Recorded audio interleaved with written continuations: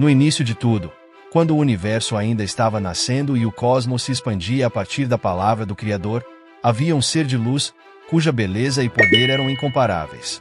Seu nome era Lúcifer, o portador da luz, a joia mais brilhante da criação divina. Ele era o arcanjo mais elevado, resplandecente em sua glória, ocupando uma posição única entre os exércitos celestiais. Ele não era apenas o guardião da música celestial, mas também o administrador dos mistérios mais profundos e inescrutáveis de Deus. Em sua presença, outros anjos se maravilhavam, e os céus reverberavam com o som das suas orações e cânticos, harmonizando-se com o ritmo do universo. Lúcifer foi criado com uma beleza que transcendia a compreensão dos mortais. Suas asas eram como o amanhecer, refletindo as cores do espectro divino, enquanto seu rosto brilhava como uma estrela em seu zênite. Quando ele caminhava pelos corredores do céu, cada passo seu parecia ecoar uma melodia sublime, uma sinfonia que capturava a essência da criação. Em sua essência, ele era a personificação da perfeição, uma manifestação direta do esplendor de Deus. Cada movimento seu, cada palavra que ele proferia, era uma obra-prima de graça e poder. Contudo, dentro dessa perfeição, uma pequena fissura começou a emergir, uma faísca de vaidade, nascida da sua própria consciência de sua magnificência. Para acessar o livro, a palavra de hoje, Deus fala com você.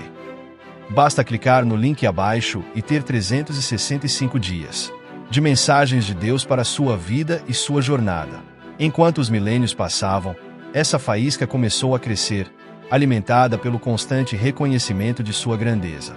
Lúcifer, que inicialmente se deleitava na glória do Criador, começou a se voltar para dentro de si mesmo. Ele olhava para a vastidão do céu, para as miríades de anjos que curvavam-se perante Deus, e uma dúvida sutil começou a se formar em sua mente.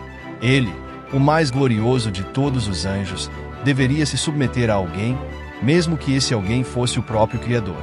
Ele, cujo brilho superava o de qualquer outro ser celeste, não deveria ele mesmo ser o centro de adoração? Essas perguntas, que antes eram meros sussurros na mente de Lúcifer, começaram a ganhar força, transformando-se em uma corrente poderosa que consumia seus pensamentos. Ele começou a imaginar um reino onde ele seria o soberano absoluto, onde ele, e não Deus, seria o foco de toda a adoração. Em sua mente, ele começou a ver-se não apenas como um servo, mas como um igual, ou até mesmo como um rival ao trono celestial. A ideia de que ele, Lúcifer, poderia se assentar no trono de Deus, começou a parecer não apenas possível, mas inevitável. Com o tempo, essa ambição desenfreada corrompeu seu coração. O que antes era uma pequena dúvida transformou-se em uma convicção ardente. Lúcifer acreditava que poderia, e deveria, ser o governante do céu. Em sua mente, ele começou a arquitetar um plano para tomar o poder que, em sua visão distorcida, ele acreditava ser seu por direito. Eu ascenderei aos céus, ele jurou a si mesmo. Exaltarei o meu trono acima das estrelas de Deus. Eu me assentarei no monte da congregação, nos lados do norte. Subirei acima das mais altas nuvens. Serei semelhante ao Altíssimo. Mas Lúcifer, em sua crescente arrogância, ignorou uma verdade fundamental que ele havia conhecido desde sua criação. Ele era uma criação de Deus, e não o Criador. Ele era poderoso, mas seu poder era derivado, concedido pelo próprio Deus que ele agora planejava derrubar. Ao longo dos tempos, Lúcifer começou a semear a insurreição entre os anjos. Com sua eloquência irresistível e sua presença magnética, ele conseguiu persuadir 1/3 dos exércitos celestiais a se juntarem a ele em sua rebelião. Ele prometeu-lhes um novo reino, onde eles não seriam mais simples servos, mas reis e príncipes, governando ao lado de Lúcifer, o novo soberano dos céus. Esses anjos, cegos pela própria ambição e encantados pela promessa de poder, seguiram Lúcifer, acreditando que sua vitória estava assegurada. O dia da rebelião finalmente chegou. Lúcifer e seus seguidores se levantaram contra o próprio Deus, desafiando sua autoridade e reivindicando o trono celestial. A ousadia de Lúcifer foi incomensurável, ele, uma criação, levantando-se contra o Criador do universo. Mas o que Lúcifer não previu foi a resposta imediata e avassaladora do Altíssimo. Deus, cuja paciência é infinita, mas cuja justiça é inabalável, não toleraria tal afronta. houve uma guerra nos céus. O arcanjo Miguel, que sempre foi fiel a Deus, foi escolhido para liderar os exércitos celestiais contra Lúcifer e seus seguidores. A batalha que se seguiu foi épica, uma colisão de poderes tão grandiosa que seu impacto foi sentido em todos os cantos do universo. As forças celestiais, alimentadas pela justiça e pela verdade, enfrentaram os rebeldes com uma fúria implacável. A luz de Lúcifer, que antes brilhava tão intensamente, começou a esmaecer diante do poder esmagador das forças do céu.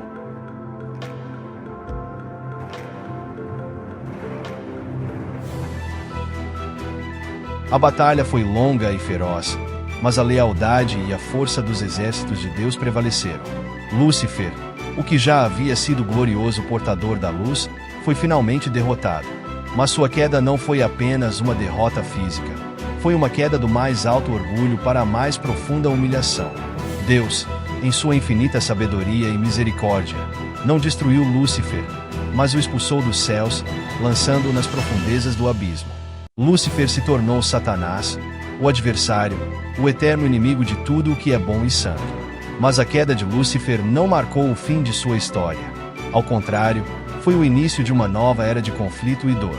Expulso dos céus, Satanás agora tinha um novo objetivo: corromper a criação de Deus, afastar os seres humanos do seu Criador e estabelecer seu próprio reino de trevas na terra. Ele se tornou o grande enganador, o mestre das ilusões, aquele que sussurra dúvidas e medos nos corações dos homens, incitando-os a se rebelar contra Deus, assim como ele havia feito. Satanás, com sua inteligência astuta e suas habilidades persuasivas, começou a trabalhar nas sombras, manipulando e enganando a humanidade. Ele conhecia os pontos fracos dos homens, seu orgulho, sua ganância, sua sede de poder, e os usou para desviar a criação de Deus de seu caminho original. Desde o Jardim do Éden, onde ele enganou Eva com a promessa de se tornar como Deus, até os dias atuais, Satanás tem sido a força por trás de todas as mentiras e enganos que levaram os homens à destruição.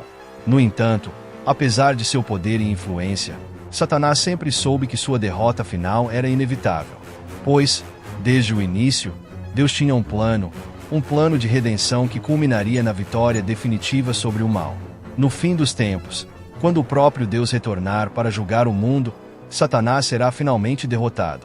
Ele será lançado no lago de fogo, onde sofrerá por toda a eternidade, pagando o preço por sua rebelião.